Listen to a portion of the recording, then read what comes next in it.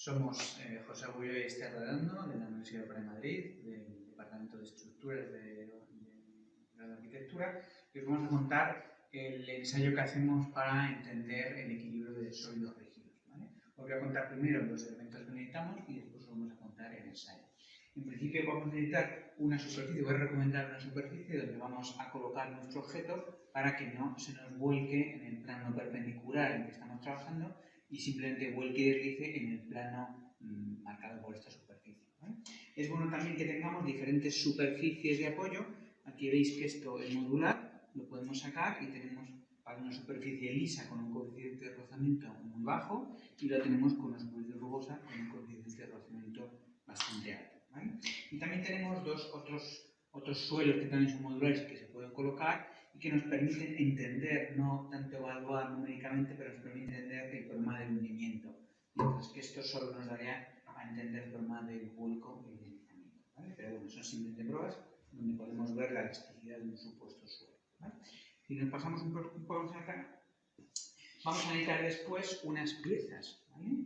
Aquí veis que hemos hecho piezas a partir de módulos de yeso de 10%, saber su peso, dimensiones, colocar sus centros de gravedad, ¿vale? Entonces, siempre vais a necesitar objetos de los que tenéis que localizar siempre el centro de gravedad, ¿vale? Y que en este caso están formados por estos cuadrados de 10 por 10 centímetros y con espesor 2 centímetros. Más o menos todos los que tienen 4 módulos están pesando alrededor de 2 kilos, ¿no? Todos bastante parecidos, ¿vale? Aparte de eso, vais a necesitar algo para poder evaluar las fuerzas que ejercéis sobre vuestro objeto. Aquí tenemos pues, un conjunto de pesas con diferentes medidas que nos dan pues, una precisión muy grande porque además pueden juntarse unas con otras y podemos llegar a precisiones, me parece, pues, que de 10 gramos, cosa que de 10 gramos, cosa que es difícil hacer en vuestra casa, lógicamente, ¿vale? Otra manera de medir esas fuerzas que no sea mediante pesos es una manera un poco más científica, que es lo que usamos en el laboratorio en los ensayos normales. Venid para acá y lo podemos ver, ¿vale? Que es mediante este dinamómetro, ¿vale? Que lo que hace es medir, digamos, tracciones también incluso, pero está preparado más, ¿no? En este caso lo vamos a usar para medir compresiones, y veis que yo cojo el dinamómetro de un extremo y lo apoyo contra el objeto que quiero rotar o quiero deslizar, ¿eh? Y si os fijáis en la pantalla, según voy empujando, veis, me está dando los valores en newtons, ¿de acuerdo? Es decir que esto sería la manera aún más precisa de evaluar las fuerzas que estoy aplicando. Bueno, pues ahora lo primero que vamos a hacer es realizar el ensayo de vuelco. Lo vamos a hacer con este objeto, del que tenemos que conocer previamente sus dimensiones. Como os hemos dicho, eran módulos de 10 por 10. Este objeto mide 30 centímetros de alto, 20 de ancho en su parte superior y 10 de ancho en su parte inferior. Previamente hemos calculado la posición de su centro de gravedad, porque en este ensayo de vuelco nos van a, digamos, las fuerzas implicadas son dos: el peso del objeto, que previamente hemos calculado y que tenemos que suponer aplicado en su centro de gravedad, y una fuerza horizontal que a falta de dinamómetro la vamos a reproducir con este sistema en el que ponemos una cuerda horizontal que gira, digamos, cae vertical, y al final tenemos una pesa o varias, las que necesitemos. Podríamos colocar la fuerza, digamos, la cuerda inclinada, pero eso nos supondría tener que descomponer la fuerza por la cuerda siempre va en la dirección de la propia cuerda, entonces en este caso iría inclinada y tendríamos que calcular sus componentes vertical y horizontal. Por lo que nos ha parecido más sencillo realizarlo con algún aparato que nos permita empujar con una fuerza horizontal algo tan sencillo como esto. Evidentemente, si vamos aumentando las pesas, aumentaremos la fuerza horizontal que pasa por el cable hasta llegar a un punto en el que el objeto volcará. Y es lo que vamos a hacer ahora. De momento tenemos colgada una pesa de medio kilo y vamos a ir colgando otras hasta que se produzca el vuelco.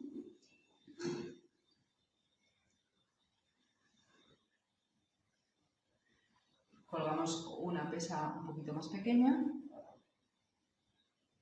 una nueva pesa de 100 gramos, la anterior creo que eran 200.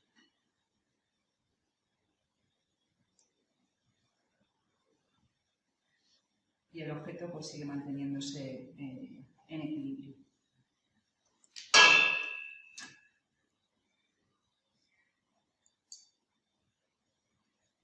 Ponemos otra pesa ahora de 50 gramos.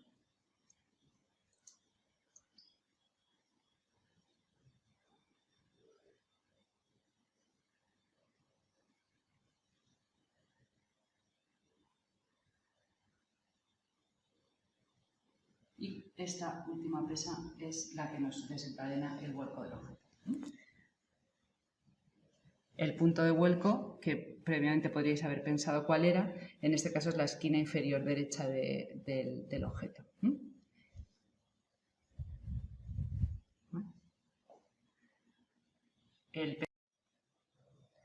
Como resultado de este ensayo de vuelco, encontramos que el objeto ha volcado con su peso propio aplicado ha volcado sobre la esquina inferior derecha del objeto, con su peso propio, que son aproximadamente unos 2 kilos, situado en su centro de gravedad, que está aproximadamente a 7,25 centímetros del punto de vuelco, y con una fuerza horizontal de 850 gramos o 0,85 kilos, que es la suma de estas 4 pesas que son las con las que se ha producido el vuelco, situado a una altura de 30 centímetros sobre el punto de vuelco. Bueno, pues a continuación vamos a hacer el ensayo de deslizamiento. Para ello hemos elegido otro de estos cuerpos realizados con módulos de yeso de 10 x 10.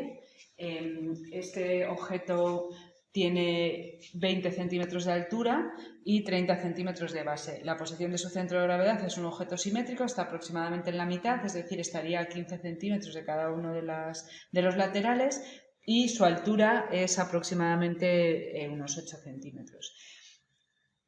Como veis, la forma de este objeto es muy estable, tiene una base muy grande y una altura muy pequeña, y lo hemos elegido así para que el deslizamiento se produzca antes que el vuelco, que no suele suceder. Por la aplicación de una fuerza horizontal, el vuelco se produce mucho más deprisa que el deslizamiento en muchos objetos. En este en concreto, el deslizamiento se va a producir antes.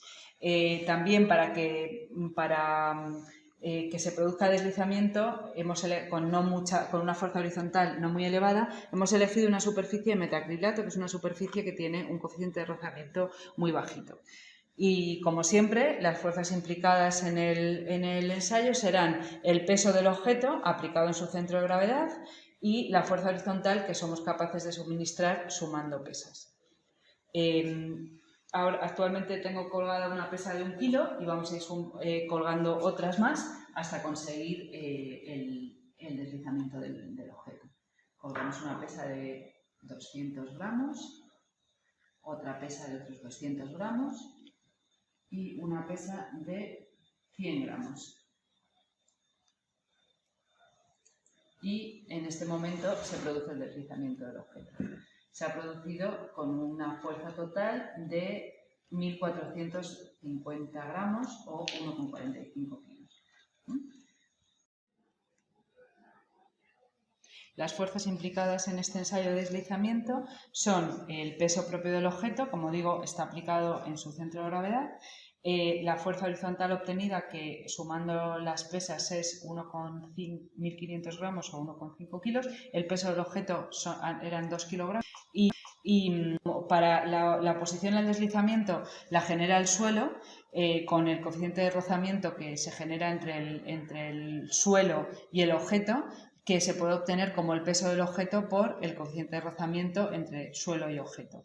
En este caso, como sabemos cuál es el peso y sabemos cuál es la fuerza horizontal que ha producido el deslizamiento, podríamos obtener el coeficiente de rozamiento que se produce entre el objeto de yeso y el suelo de metacrilato.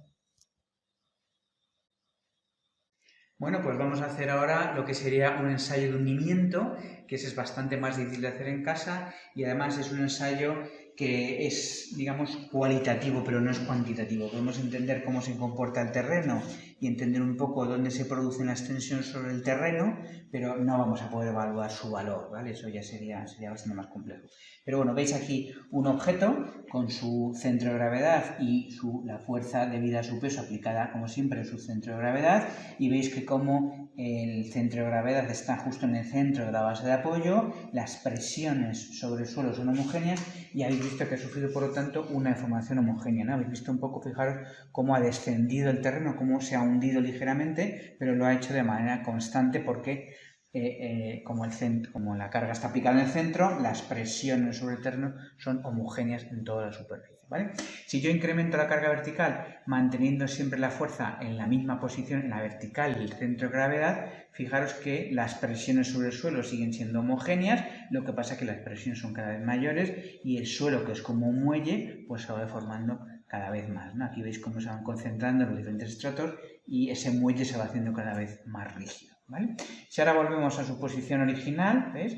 Y yo, en vez de aplicarle una carga coincidente con la vertical de su centro de gravedad, le aplico una carga descentrada vertical o le aplico una carga horizontal, veis que se está produciendo una concentración de tensiones en algunas zonas, ¿no? Que es lo que llamamos la superficie, el área eficaz de apoyo sobre el terreno, que es donde se están produciendo realmente las compresiones, y veis que a partir de aquí hay incluso zonas levantadas, es decir, hay zonas que no están trabajando, se están concentrando toda la presión en el terreno sobre el área eficaz.